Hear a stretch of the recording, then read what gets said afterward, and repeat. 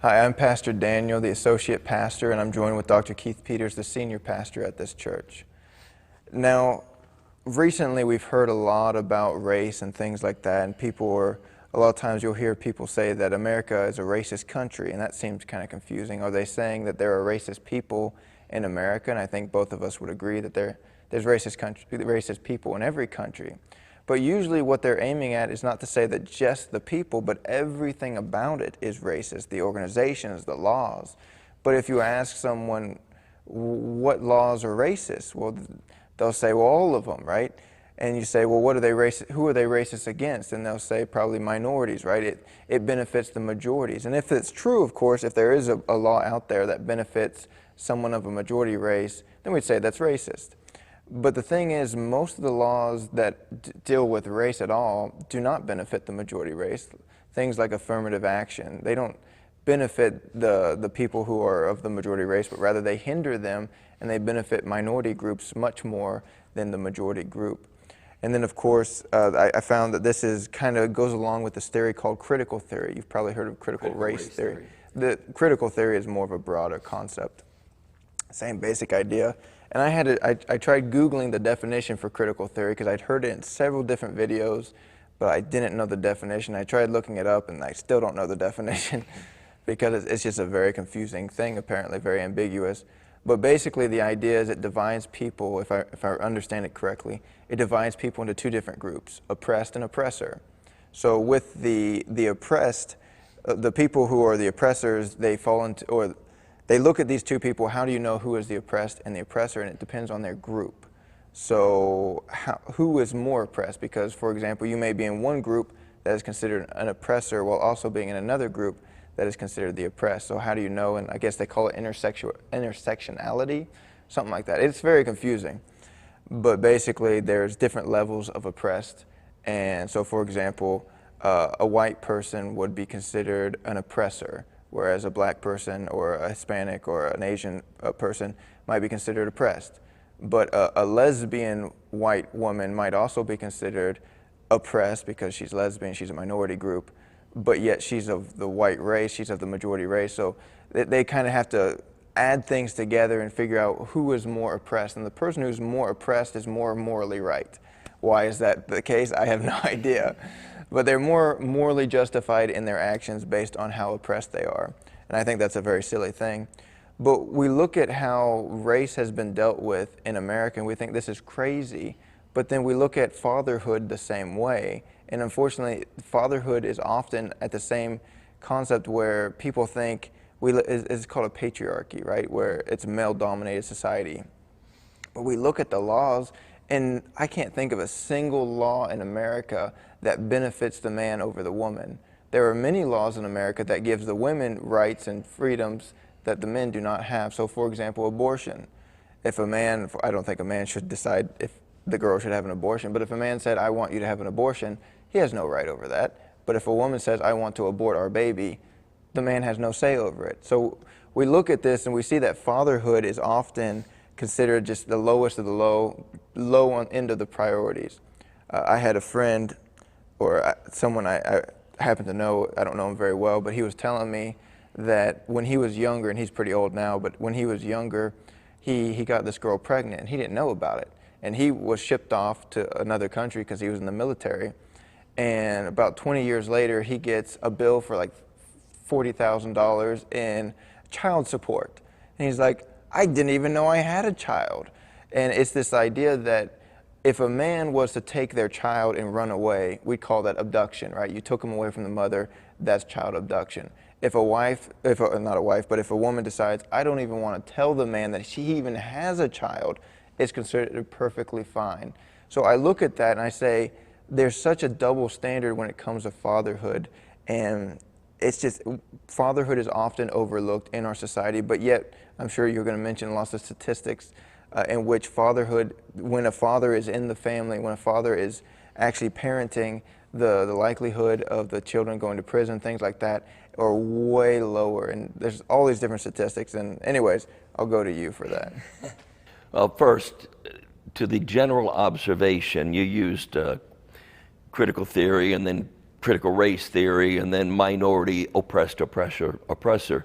I heard today, I believe it's our Attorney General, just as our president is the G7, and he's made the statement that the most, basically the greatest threat to national security is global warming. Because that's whether they believe it or not, that's the hot topic. Our Attorney General recently made the statement, the greatest security risk in America is white supremacists. And there's absolutely no evidence of that. In fact, all the evidence as far as crime rates are the opposite. It's not whites on blacks or browns. It's usually minority on minority or minority on white. The statistics can't back that up, but people want it to be true. And John Adams, decades ago, well, centuries ago at the Revolutionary War, said facts are stubborn things. But so people make statements that are considered emotional or passionate, but facts are not based on passion. Facts are impassionate. They're amoral in that sense. So the same has happened to masculinity for lots of reasons. It may have a bit of its roots, or at least a partial bit of its roots in the women's liberation movement, as was true of the minorities, 150 years ago. Yes, was there more, I'll call it systemic racism, in the fact that the cultural values delegitimized or elevated, for instance, white people in the Deep South 150 years ago over black people, segregation. And yes, that's an ugly part of American history, and it's an undeniable part of American history. But the tendency in people and in society is a pendulum. Now for whatever reason, we're swinging in the other direction. Though you might be able to understand that from a reactionary perspective, the reality is who's behind all this? And it's not a party, it's not particularly a group. The devil is the divider. That is his nature. Jesus said he's a thief. He comes to steal and to kill and to destroy. History is filled. There's people on this critical race theory, people who immigrated from China, people who immigrated from communist-controlled countries, people who are telling us, this is what I fled. This is what happened and why I left my country and I came to America. And it certainly has to disappoint them to recognize it's happening here. Last couple of weeks that I've shared some of the things that are happening that have fundamentally changed our nation. A couple of weeks ago, I shared a quote from Brezhnev that said, back in the 80s, your grandchildren will wake up in a communist country. And I shared the 1968 Naked Communist list of whatever, I forget, 45 different goals the communists had, and 44 of them have been accomplished or virtually accomplished in America. But it's like the dimmer switch, the gaslighting, and there are countless examples, whether it's race, critical race theory, men's rights, women's rights. But you're absolutely right. When it comes to our country's treatment of fathers, certainly there are deadbeat dads. Yeah. Certainly there are, just as there were, are there white supremacists? Sure. Are there Black Panthers who hate white people? Yeah, there was somebody I read this morning that went on a killing spree and killed 5 white people. And he basically said, well, all I'm hearing is white people are evil. Well, most people don't even know that happened because it's not going to get in the news reported like that. Exactly, and 2 things. First, you talked about communism, saying the grandchildren will be communist. It reminds me of when Samuel was asked by the children of Israel, give us a king. And he said, why would you want to be like the other countries? Because that's what they said. They said, we want to be like the other countries. And he says, you have dominated the other countries. You have God as your leader. Why would you even want to be like them? You're better than them. They said, no, we want to be like them. So it kind of reminds me, when we think of communism or socialism, that's never worked well, and yet our country, for whatever reason, is saying we want to be like that. I don't know that capitalism is God's ordained government or even democracy, but it does seem as though communism and socialism is not. But then as for the other thing, real quick, actually go ahead because I forgot my train of thought. Well, what I was saying is, in this context, what I'm going to be focusing on this morning is not just the statistics, though they are alarming and they are undeniable, but what's behind what is going on. And the Bible speaks often about the position of the Father in God's design. And, you know, Jesus said, no man can enter into a strong man's house and spoil his goods until he bind the strong man. I read right before we began recording, trying to get an updated statistic, because last one I had was 25% of Americans' kids are being raised in a home without their father. The number is now 33%. It keeps going down. And then the statistics, which are overwhelming, about the byproduct of people growing up without an active father role. And again, because really are deadbeat dads, there really are some people who are going to influence their family negatively.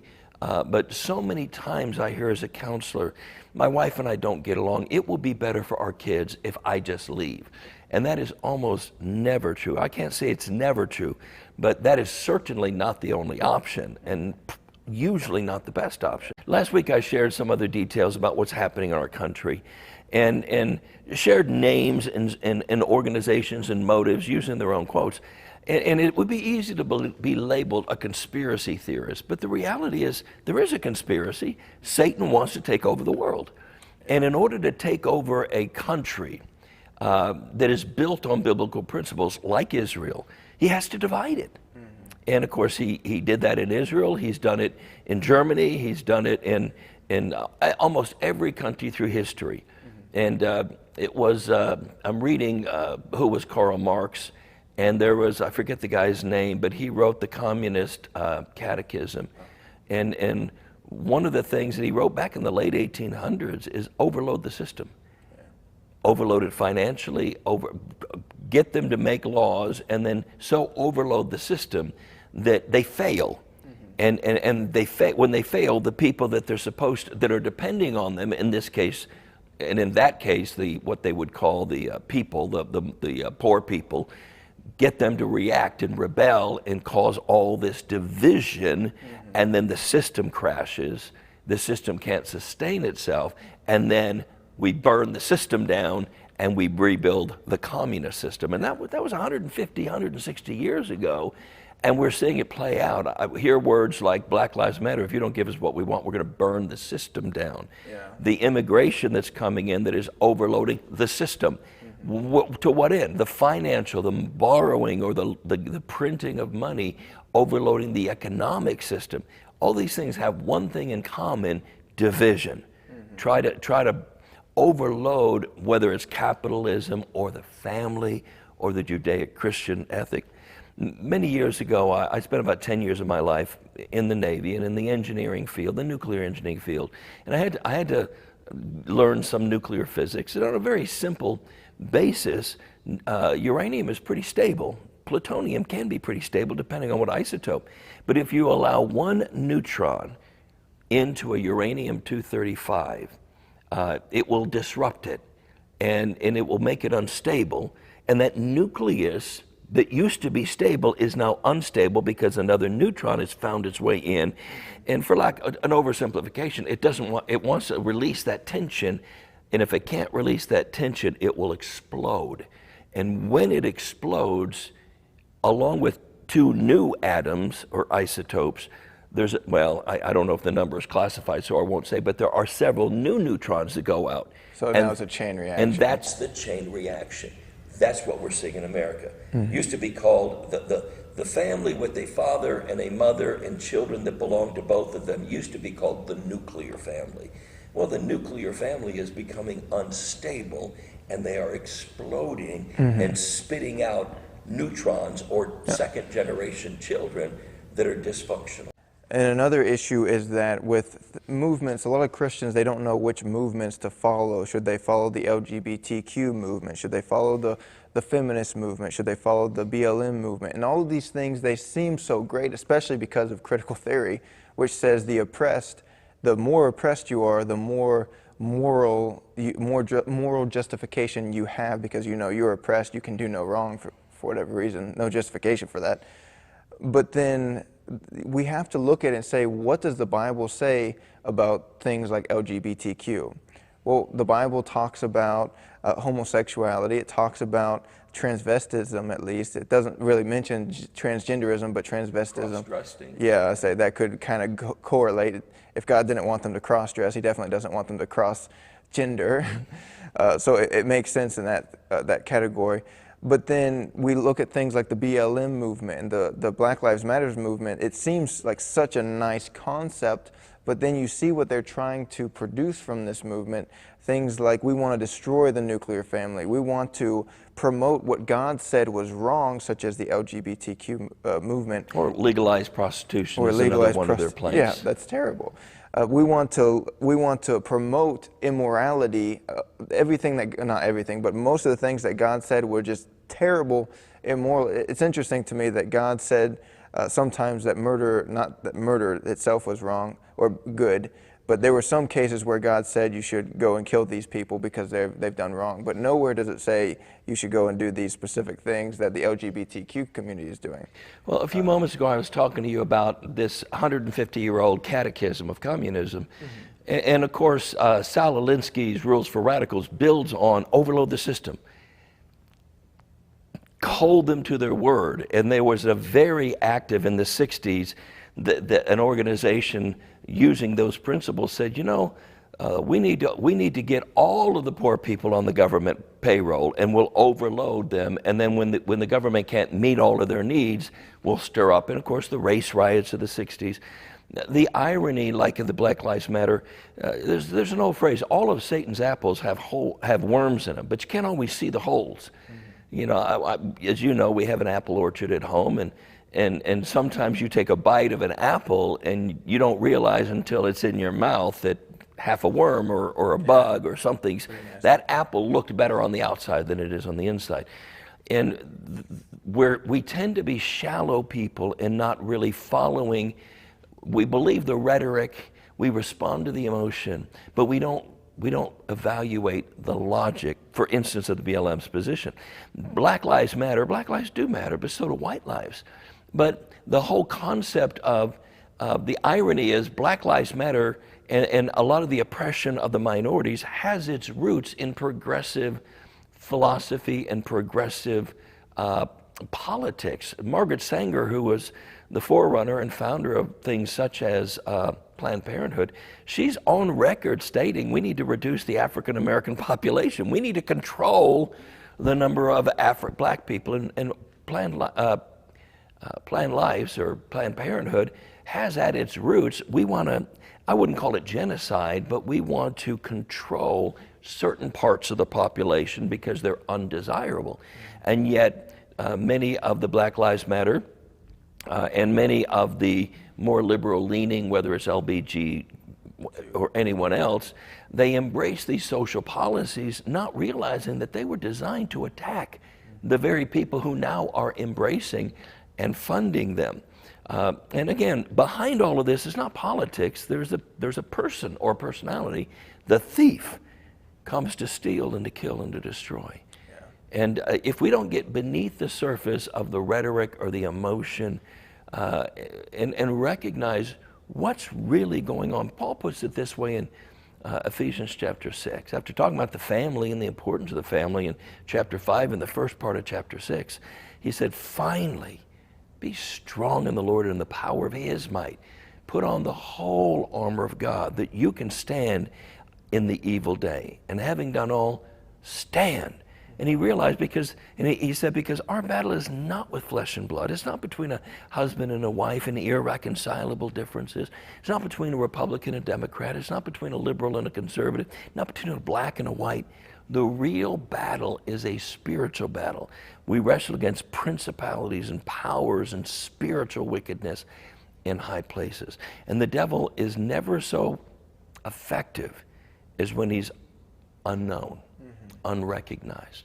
So my hope and my prayer today is not I'll discourage men, but I will encourage them. I'm a firm believer that, you got to get to the root of the problem. All these things that we're seeing in our society, they're shoots or they're fruits of some bad roots. And the conflicts in our home are because there's conflicts in our hearts. Yeah. So often we're trying to treat the symptom rather than the problem, the source of it. And it's not unlike when you look at modern family and the reality that one out of every 3 kids that go to school statistically don't have a father at home when they come home.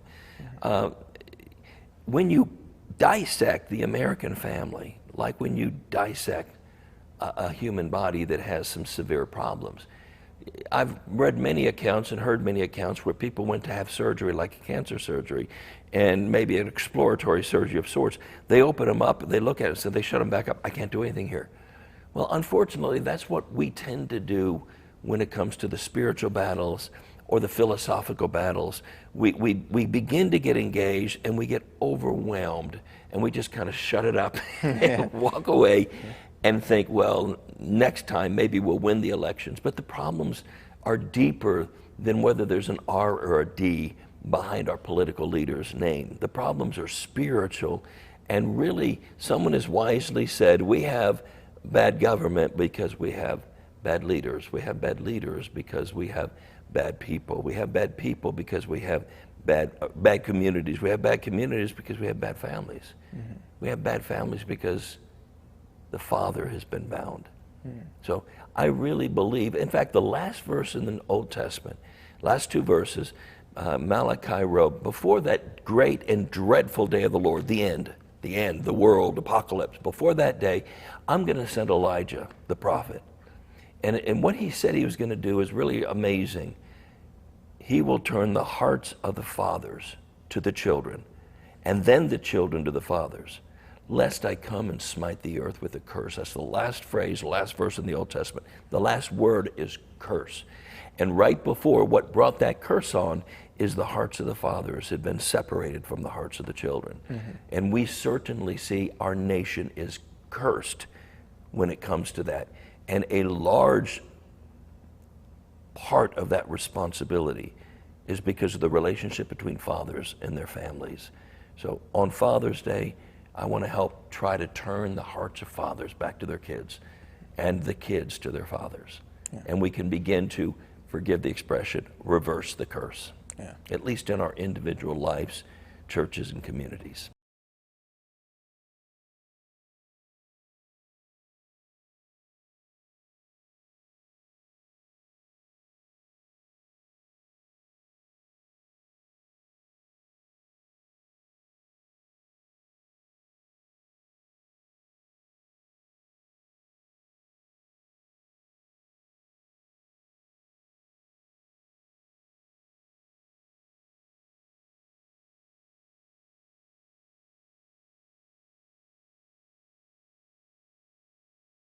Please.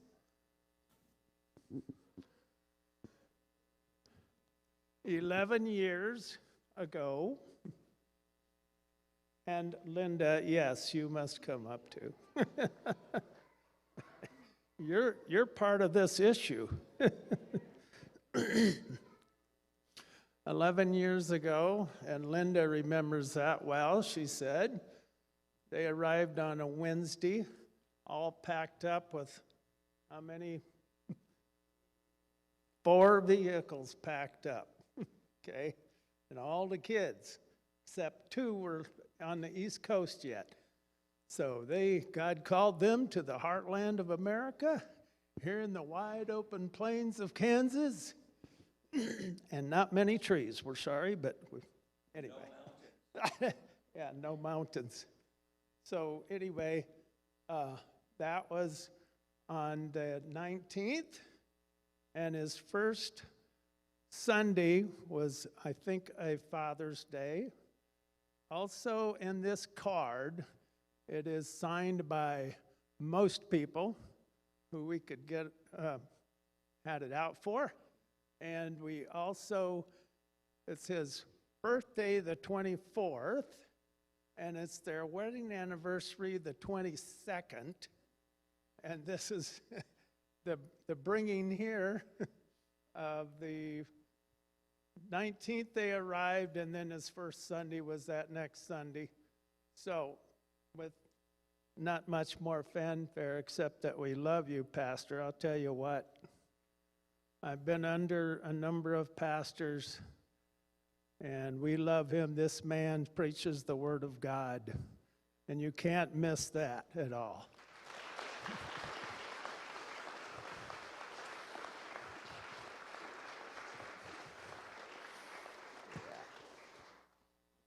Not only that, it just spews out of his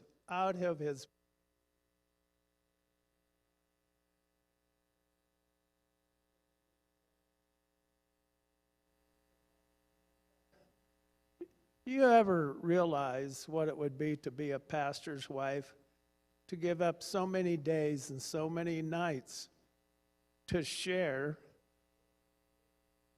and with a congregation that sometimes are very needy people?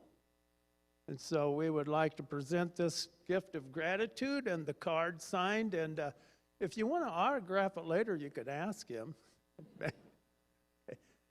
Deacons, you want to come on over and we will hand this to you as both and the whole family. You know, we realize the kids are a whole great part of this as well, and we love them and we appreciate it. Thank you, Pastor. Thank you. Thank you, Linda, for all the work that they do. Again.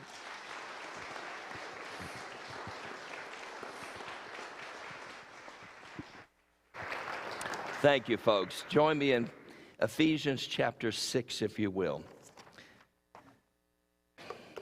Ephesians was pastored by young Timothy, a disciple of the Apostle Paul. Many decades later, towards the end of the first century, it is the first of 7 letters that Jesus dictated to the Apostle John to send. The word Ephesians actually means desirable. In chapter 5, Ephesians, God presents the church as a desirable bride. It talks about the importance of not being unwise, but understanding what the will of the Lord is and redeeming the time because the days are evil. And then in chapter 6, chapter 5 talks about the mystery between Christ and his love for the church and how a family ought to represent that, the love of a father for his children and for a husband for his wife.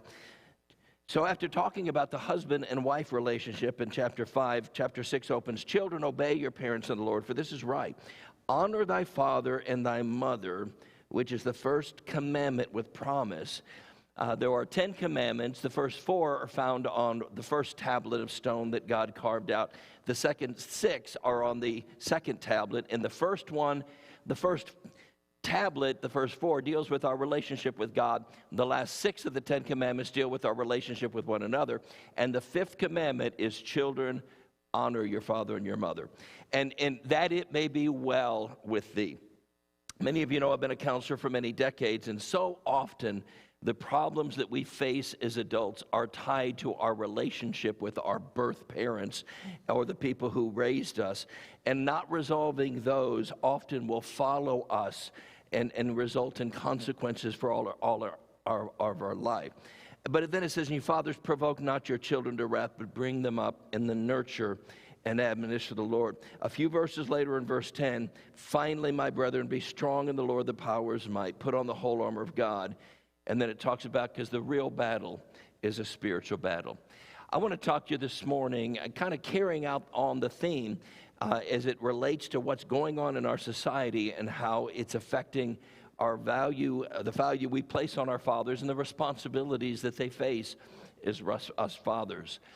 You know, we don't have to look very far to recognize that we are moving in the level of absurdity in things that are happening in our country. I heard something, and coming to church today, I was listening to an interview and how people are so afraid to say what they think for fear of being canceled.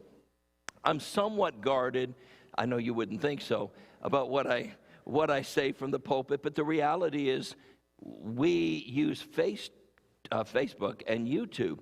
So but I'm going to illustrate absurdity. I heard something this week that our former President Donald Trump was born on National Flag Day, and I thought, how appropriate is that? He certainly seemed to value the flag. You want an interesting read? Look up November 20th, the birthday of our current president, and try to look up what is special about November 20th, and you'll find, I kid you not, it is National Absurdity Day. Now, regardless of what you think about President Trump or President Biden, we are seeing a lot of absurdity in the last generation or so. The moral decay, the social decay in America has reached this level. 2015, I stood in this pulpit in June 2015, right after the not-so-Supreme Court decided to thumb its nose at God and at thousands of years of tradition and redefine marriage. While that was happening, by the way, and then President Obama celebrated that by putting rainbow colors all over the White House. The picture on your left is the Supreme Court. While that was happening, the Parliament of Russia, Communist Russia, voted 436 to 0 to outlaw the propaganda of non-traditional sexual relations. So while we're promoting non-traditional sexual relationships, Communist Russia, recognizing the danger of that, outlawed it. While we're inviting drag queens to read to our children celebrating transgender, and I just learned that Nickelodeon is taking Blue's Clues. Blue's Clues target age is 2 to 4-year-olds, and inviting famous transgender people to sing music. And Blue's Clues is teaching our little 2, 3, 4-year-olds how to sing and celebrate what's psychologically known as gender dysphoria. I actually looked up, and it's interesting because the number keeps changing. How many genders are we trying to recognize today? Well, God recognizes 2, but America is now, the last number I got was 72 genders. I tried to look up, how do you get 72 genders? I didn't know, and I'm a fairly educated man. I could neither pronounce or recognize what about 70 of them were called. While we're doing this, Russia, this last spring, a series of constitutional amendments signed by Vladimir Putin last April intensifies Russia's year-long crackdown of LGBTQ+, and the plus means they keep adding letters. The wide-ranging amendments formally outlaw same-sex marriages and ban transgender people from adopting children. Now, we understand sexuality is a very private thing and a personal thing, and I don't think it's appropriate for me to judge someone else on their sexual preferences. But what has happened in America is everybody that doesn't agree with them are being judged on their traditional preferences. But while we're making all of these changes when it comes to something as foundational is marriage and family, Communist Russia is moving in the opposite direction. America outlaws religion in the public schools, at least Christianity. Now, if you're Muslim, you can learn about Muslim in the Christian school, in the public school. But while we outlaw it, Russian approves mandatory teaching of religion in public schools. Doesn't this seem a little upside down to you? When you try to find out what's the real problem, what are we told the real problems are? Well, this is our president recently warning that the greatest problem in the world is global warming. That's what's causing all of this mess. And if you go into America, the Director of Homeland Security has declared white supremacy is the most lethal threat to the United States. This is a quote. I am particularly concerned about white supremacist, violent extremists who have been exceptionally lethal in their abhorrent targeted attacks in recent years. Now, my question is, I have not heard of one white supremacist act of violence in the last number of years. So where are they taking place? Who are they against? This is an article blaming the riots around America on white supremacists. What about Antifa? What about Black Lives Matter? Are we to ignore all the signs that are being carried by these rioters? BLM leader in New York stated last year, "We will burn the system down if we don't get what we want." This is a picture of one of the riots in Portland. And the study BLM is linked to 91% of the riots in a 3-month period last month. So how come America's papers are saying it's white supremacists? And I said, well, who are these people? I didn't even know who WEON was, so I looked it up. It's World is One News. Basically, it's not an American news agency, because American news agencies aren't allowed to really reveal some of these things because it's counter the dialogue that they're wanting to press. So my question is, we all know we're here. We may not like where here is, but how did we get here? Is the real problem global warming? All these fires that are breaking out all over our country, they're spontaneous combustion because the atmosphere is heating up. They're not Molotov cocktails thrown by people with another agenda. Is the problem really white supremacy? Is that what's going on in creating the kind of moral and societal decay? If we're to believe our leaders and believe our press, it's that simple. I believe it's not that simple. I believe there's a darker, deeper source for this insanity. And part of that insanity has been propagated because we've underestimated the enemy.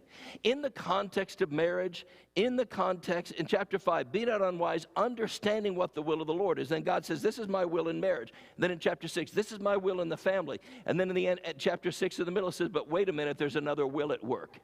There are other powers at work that are going to put pressure on you to make it more difficult for you to stand for what is true and right.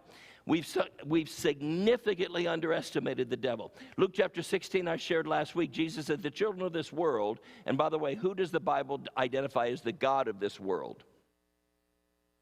2 Corinthians 4:4, the God of this world is Satan. The children of this world are in their generation wiser than the children of light. You've heard me talk lately about gaslighting and how society's values and what we're being exposed to is not completely true. But historically, it's been dimmed a little at a time. Lately, it's dimmed a great deal at a time. But the Bible says we are supposed to be the children of light, but there are things we can learn even from the children of this world, or contrariwise, the children of darkness. The world has adopted some of the commitment and passion that used to identify the church. The church used to be the ones reaching out and trying to influence society. And the world has picked up on some of that passion. While the church remained silent, while God's people remained silent, people became evangelists for worldly values and the values of the devil. And the Bible tells us repeatedly the devil has a plan, and that plan involves enlisting. In other words, he uses people, infiltrating organizations, infesting. Once he gets in, he begins to infect. Once he begins to infect, whether that's a country, a community, a family, or a church, the infestation causes people to take sides, and those sides cause division. And when there's division, there's destruction. John 10:10 said he's a thief that comes to steal, to kill, and to destroy. Revelation chapter 12, speaking specifically about the end times, but the principle is always true. Woe to the inhabitants of the earth, for the devil is cast down. He's come down to you having great wrath because he knows he has a short time. The Bible is consistent when it warns us, as we get closer to the end of the age, evil will be propagated more and more. And this passage implies that Satan becomes much more aggressive because he realizes he's on a clock. And there's going to come a time where Jesus is going to come back and set things right. So he wants to infiltrate, infest, divide, and destroy before that happens. 2 Corinthians chapter 2, in the context of Satan infiltrating a church and infecting attitudes in the church, the context here is immorality that was repented of, and the church, at first they embraced the immorality, gross sexual immorality recorded in 1 Corinthians 5, and the Apostle Paul, writing on the influence of the Holy Spirit, says, wait a minute, that's an infection that will grow in the church, so you need to deal with it. And they didn't deal with it appropriately. In fact, they became hardened to the man who was involved, and even when he repented, they refused to forgive him. So God inspired Paul to write 2 Corinthians chapter 2 about, wait a minute, if there's repentance, there needs to be restoration and forgiveness. And then he said, lest Satan should get an advantage over us. Satan doesn't care which ditch we end into. The self-righteous, I'm better than anyone else, or the I love everybody, come as you are, doesn't matter how you live, what you think, it doesn't matter at all, won't have any impact. Both of them are ditches. So Paul warned the church, Satan is trying to take advantage of us, for we are not ignorant of his devices. And the word devices, noema in the Greek, it means his purpose, his intellect, and his resolve. If we are ignorant of his purposes, his intellect, or his resolve, he will get an advantage. And the word there means he will gain influence. And we're watching that happen in our society, in our world. Hosea chapter 4 says, my people are destroyed for lack of knowledge. It's interesting, I looked up that Hebrew word for destroyed. It means they're being silenced. Do you feel that we are in a society that is trying to silence people? My people are being destroyed, isolated and silenced for lack of knowledge. Yada, recognition. They don't recognize what's going on. Because they have rejected knowledge, God says, I will reject thee. Seeing as thou hast forgotten the law of thy God, I will forget thy children. What is this about? This is about consequences. It's about the choices the fathers make will affect their children. It's about the choices one generation makes will affect succeeding generations. As they were increased or blessed, they sinned against me. Therefore, I will change their glory into shame. The book of Hosea is a prophet that wrote right before God allowed Israel to be destroyed by the Babylonian Empire because of their sin. America would do well to take knowledge of that. Satan has empowered destructive forces in our society while minimizing, isolating, or trying to remove the constructive forces. Jesus revealed in Mark chapter 3 that a house or a nation divided against itself cannot stand. And then he went on to say in verse 27, no man can enter into a strong man's house and spoil his goods, except he first bind the strong man, and then he'll spoil his goods. And the word spoil, dearpazo, it means he'll seize, he'll pull away, he'll plunder. The picture, the reference obviously is when someone's going to break into a home to kidnap or to ravish or to steal, he's got to deal with the strong man first. And if he can get the strong man out of the picture or immobilize, bind him, then he can take what he wants and do what he wants. That's a tragic picture that if any man here would really think about would strike terror in your hearts, thinking about that happening to your own home, your own family. So who is the strong man that Jesus is referring to in the house? Who is seeking to bind him, and how? That's what I want to talk about this morning. I believe the strong man in the house by God's design ought to be the father. And I believe Satan has systematically, persistently, consistently been binding America's men. I didn't take the time, if you look at what's going on with men in the last couple of generations, particularly this generation, have you noticed the feminization of men? The principle of binding the strong man is get the strong man out of the way so whoever the thief is can get in the home and overpower the wife and take the children. These statistics change, but they're always changing in the wrong direction. 35% of Americans' children under 18 do not live with their father. That in itself is a tragic statistic. If you want, and I'm not going to bore you with all kinds of statistics because they are many and they are ugly, but the direct result of fathers being absent in more than 1/3 of America's home, 63% of the young people, teenagers who commit suicide, come from a home where dad's not home. 90% of all runaway kids in America come from a home where they don't live with dad.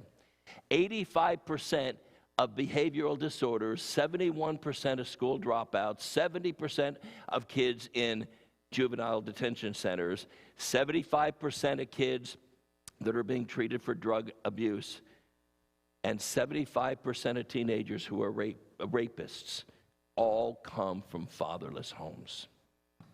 I realize that this is a complex situation and we're in a broken society.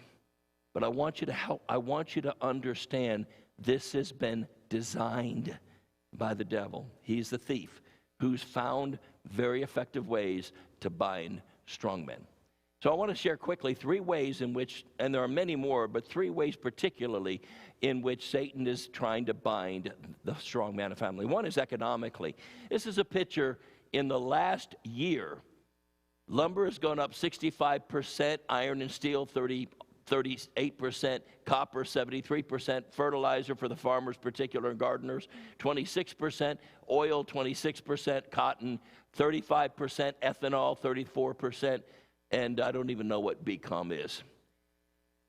We're told by our government and the media that inflation is only 5%. Well, some things may be 5%, but other things are much more than 5%. This is the food prices globally. You can see what they've done over the last decade. May of 2021, they're up 40%. So how does that affect the family? Well, families got to eat, which means as inflation increases, it costs more money to buy things. We get that, right? That's not rocket science. So what causes inflation? Well, that's a pretty complex topic, which I would love to address when I have more time. But stupid policies cause inflation. Borrowing causes inflation.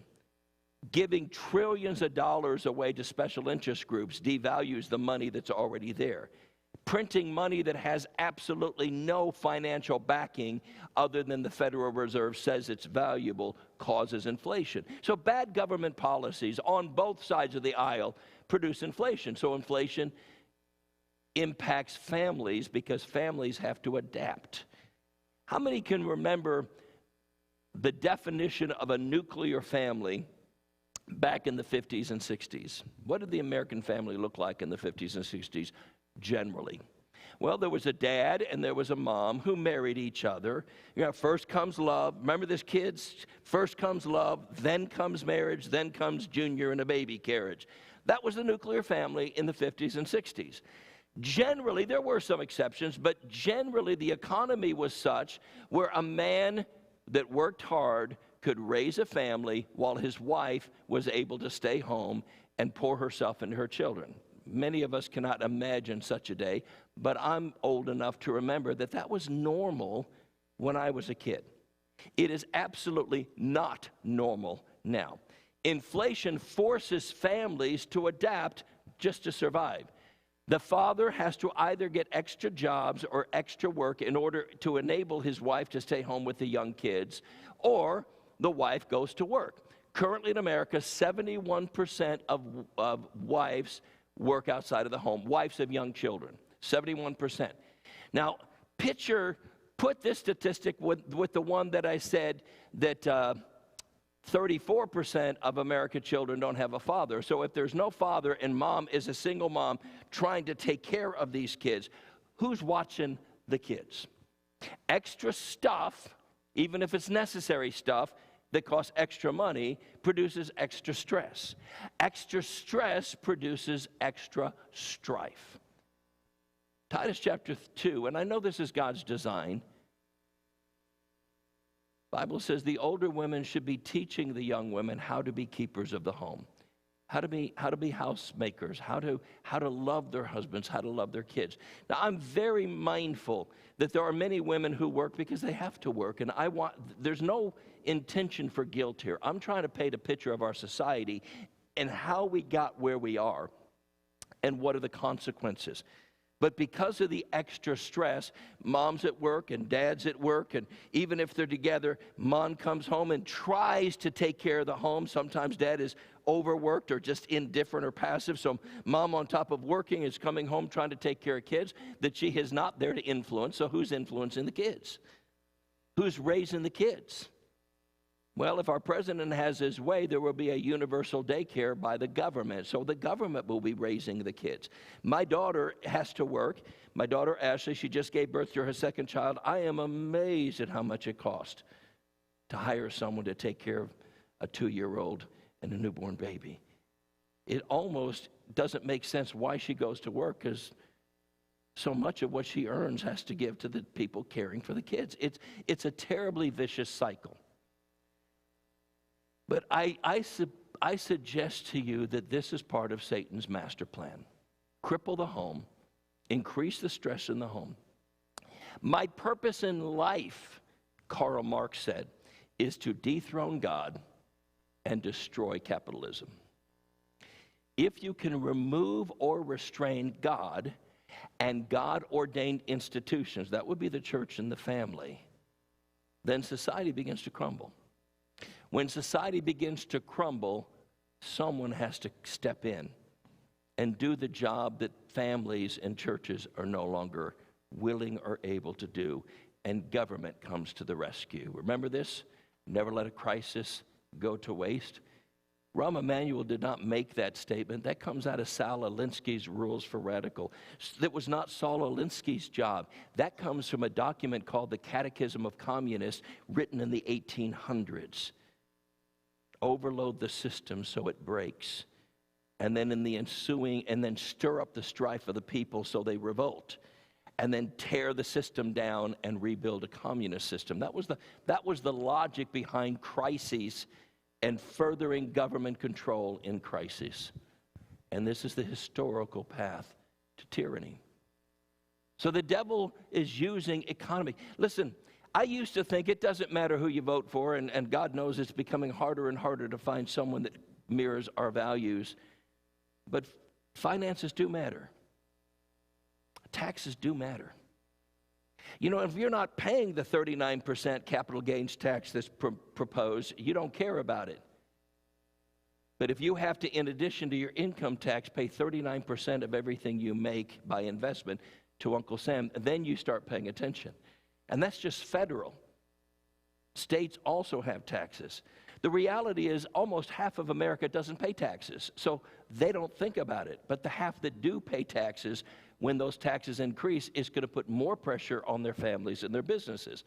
So Satan uses economies and economical challenges to stress the family.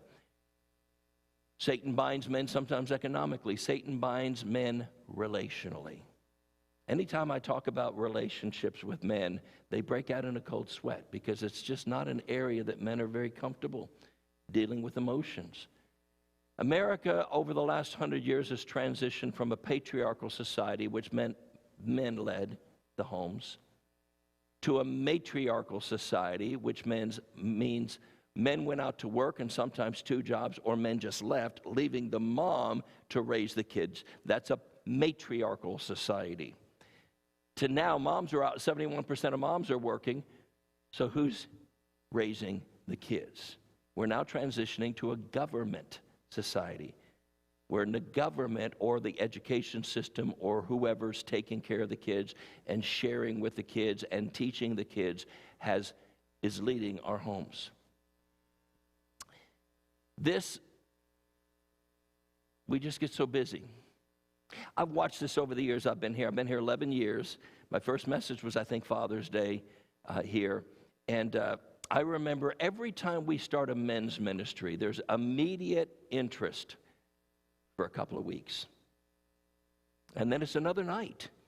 And people are busy. And then after a couple of weeks, the interest dies down. And I've watched this for 11 years that we've been doing this. After a while, it's just the same 4 or 5 that are just committed. And the people who probably would most benefit are not there. Why is that? Do you think that's a surprise? Do you think that's has no bearing? I think it's because we're just busy. I talk to fathers all the time, or men all the time, and ask them why they're not involved in church more actively, or why they're not involved in ministry, or why they're not connected to the men's ministry. And the answer I get, I'm busy. Busy with what? Busy. Dual income families, because they have to survive, which means not only is dad busy, mom's busy. And then particularly when mom gets home, whether she wants to or not, it's expected that she's going to take care of the family. So mom is busy during the day working and busy working all night. So what happens to mom and dad's relationship? They're not together. So they drift apart relationally. This extra stress leads to conflict, whether it's stated or not. A woman that works all day and has to come home and work all night, and her husband is unwinding in front of a television set, is going to resent that man after a while. Can't you help me? And depending on how she communicates that resentment, he's going to react to it. So extra stress leads to conflict. Or the man who comes home from working all day and the house is messy, or there's no dinner plan, and he decides, well, I'm hungry, the kids are hungry, I got to do something. And what's he going to do if his wife's the one in the lazy boy sitting down watching TV or surfing Facebook?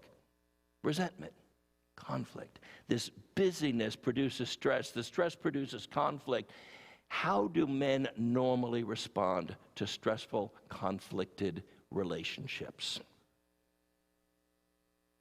They check out. So Satan seeks to bind men economically. Economics and other circumstances affect the relationship.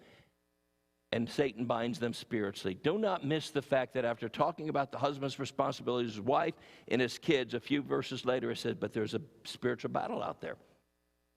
1 John chapter 2, the Bible says, love not the world, neither the things that are in the world. If any man love the world or is enamored with the world, the love of the Father is not in him. Can't love two opposites. For all that is in the world, the lust of the flesh, lust of the eyes, and the pride of life is not from the Father, but it's from the world. And Satan uses them to distract us, to deceive us, to divide us. Spiritually, Satan uses society. Jesus said in Mark chapter 4 in the parable of the sower, the seed is the word of God. When the seed falls on ground that's already cluttered, it tries to grow, but it's divided among all the weeds and the vines, and the weeds and the vines that are already there choke the word. We understand this principle. I plowed a little section for my garden, and I've traveled a lot lately with the birth of my daughter's second baby, and been out of town in a family reunion. So I kept thinking, I'll put corn in that plot. Well, yesterday Michael was mowing, and he said, Dad, what is that? I said, well, that's my garden, Michael. I didn't plant anything, nothing in my garden. My garden is thriving. I mean, it kind of looks like corn if you're farsighted. and I kept thinking, well, I'll get out there someday and I'll weed it and I'll put the corn in the ground. Finally, last night I said, Michael, mow it down. But the reality is, if I didn't have to plant weeds. They're natural. They grew on their own. If I wanted to have a corn harvest, which I did one time when we bought that little, they call it a gentleman's farm. I'm not a farmer, and I'm not sure I'm a gentleman, so I don't know what it is. But I tried to plow and plant, and I did that first year I was there. Plowed up almost an acre, a lot of corn, a lot of potatoes, a lot of stuff. But we didn't weed it regularly. And that was one of the times that we went on a missions trip and visited several missionaries. So when I get back, my kids didn't weed it either. And nothing, everything grew. But what grew faster and what grew hardier? The weeds. That's the picture Jesus is saying. If you don't prepare the soil, and if you don't protect the soil, weeds are going to grow and they're going to choke it. If you don't prepare your relationships, father, with your kids, with your wife, if you don't protect the relationship with your kids and with your wife, weeds will grow, because that's what society does. Jesus said the weeds are the cares of this world, the deceitfulness of riches, and the lusts of other things enter in, and the effect is it chokes the word and it becomes unfruitful. Some of us are old enough to notice over the decades how our entertainment industry has changed. I can remember, how many remember Mayberry and Andy Griffith's show? How many remember Father Knows Best? My Three Sons. These are the shows that my generation grew up on in the 50s and 60s. And every one of them presented the Father not as flawless, but as fundamentally sound. Remember Ozzie and Harry? Even Bonanza. How are fathers presented today? If you read that little flyer, it's interesting. It says, you know, if an alien came to our family and watched TV, what would he think about fathers? And then if he actually went into a home where a father is trying to love his wife, and his children, he'd get a completely different picture. Society diminishes fatherhood. We don't need them. We do need them terribly. But society is not the only factor. We can't blame all of our problems on our society, men. We're selfish. Let's just admit it. Look in the mirror and say, you're selfish. Because we are. The flesh gets in the way. Philippians chapter 3 says, look not every man at his own things, his own interests. Don't focus on what you want. But look every man also on the things, the needs of others. Let this mind, phroneho, this focus be in you, which was in Christ, who being in the form of God, thought it not robbery to be equal with God, but he made himself of no reputation. He humbled himself, became obedient unto death, even the death of the cross. What is he saying is, fathers, Jesus didn't satisfy his own interest. He saw what we needed. And he was willing to humble himself and pay the price that our sin demanded and lay his life down on us. Let that mind be in you. Now, the reality is men are powerfully motivated by respect and appreciation. I think most of us need some level of affirmation, appreciation, affection. Yes? But do we always get it? Or do we get it when we need it most? Or do we find instead of affection and appreciation, we get attitudes from our kids or from our spouses? And how do we respond when we don't get what we think we need, or at least what we want? Well, we begin to withdraw. We begin to get bitter and angry. So selfishness, every relationship, mother, child, husband, wife, pastor, people, friends, every relationship will go through seasons that are more difficult than others. You've heard me and others say people need love the most when they deserve it the least. But we're selfish people. And if we are not motivated by something higher than ourselves, we will begin to look at our relationships like business deals. And when I'm no longer making a profit, I'm going to back up, because what's in it for me? Now, that's a pretty hardened way to look at life, but that's what selfishness does. I'm in this for me. When I don't feel I'm getting what I want or what I need or what I deserve, I'm out of here. Selfishness, Satan uses selfishness in our relationship, and ultimately Satan shows up himself. Ephesians 6, be strong with the Lord in the power of his might. Put on the whole armor of God that you may be able to stand in the evil day. And having done all to stand, stand therefore. And it talks about how to prepare for spiritual battle. But he says, because we're not battling flesh and blood. Man, that problem is not really with your wife. Women, that problem is not ultimately with your husband. Kids, it's not your mom and dad that's really to blame. Mom and dad, it's not always the kids. There's another force at work in our world that normally is unseen.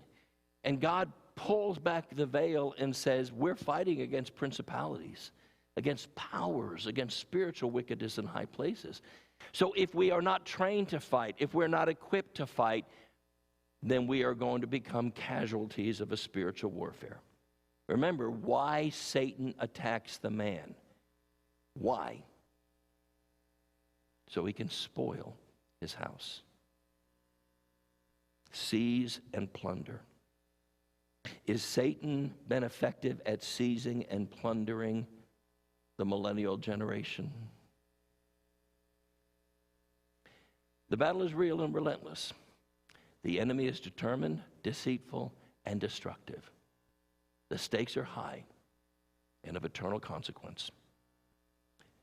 Isaiah says, when the enemy comes in like a flood, the Spirit of the Lord will lift up a standard. Literally, he will give a rallying point where people can run to fight against him. Since society, self, and Satan are pushing us to withdraw, what do you think God is challenging us as men to do? Simply the opposite. Engaged. 1 Peter says, be sober and vigilant, because your adversary, the devil, like a roaring lion, walks about seeking whom he may devour. By the way, what do lions hunt for? Do they go for the men, or do they go for the women and the children and the aged, the weak? How do we deal with him? We resist him. We stand against him. We oppose him.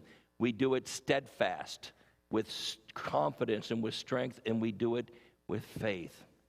So how do we engage? The Bible says, submit yourselves to God.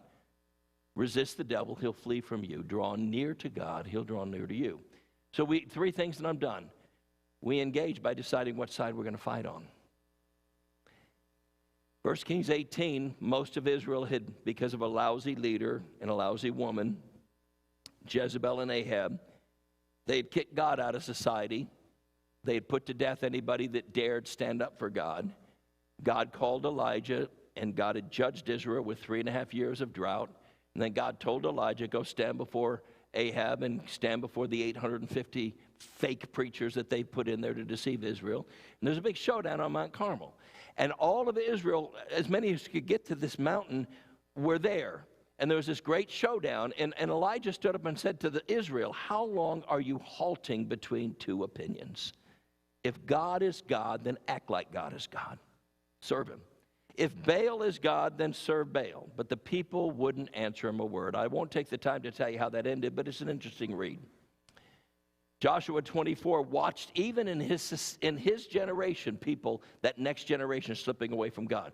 So he called Israel back before Joshua died and said, you know, if it seemed right to you to serve the gods of the Canaanites or the Lord, you need to choose who you will serve, because you're going to serve somebody. Men, women, children, you are going to serve somebody. Making no choice is serving Satan. Choose you this day who you will serve. Joshua said, me and my house, we're going to serve the Lord. So, pick a side. Then enlist or re-enlist. Engage, re-engage in this cause. But recognize that you better get in shape to do it, because you're going to face battles. Be strong in the grace that is in the Lord Jesus Christ. The things that you've heard of me among many witnesses, the same commit thou to faithful men who shall be able to teach others also. Endure hardness as a good soldier of Jesus Christ. That means you need to learn how to use the spiritual weapons. You need to become a disciple, disciplined in spiritual warfare in order to fight a spiritual battle. And finally, recognize that even if you are engaged, Satan's not going to give up on you.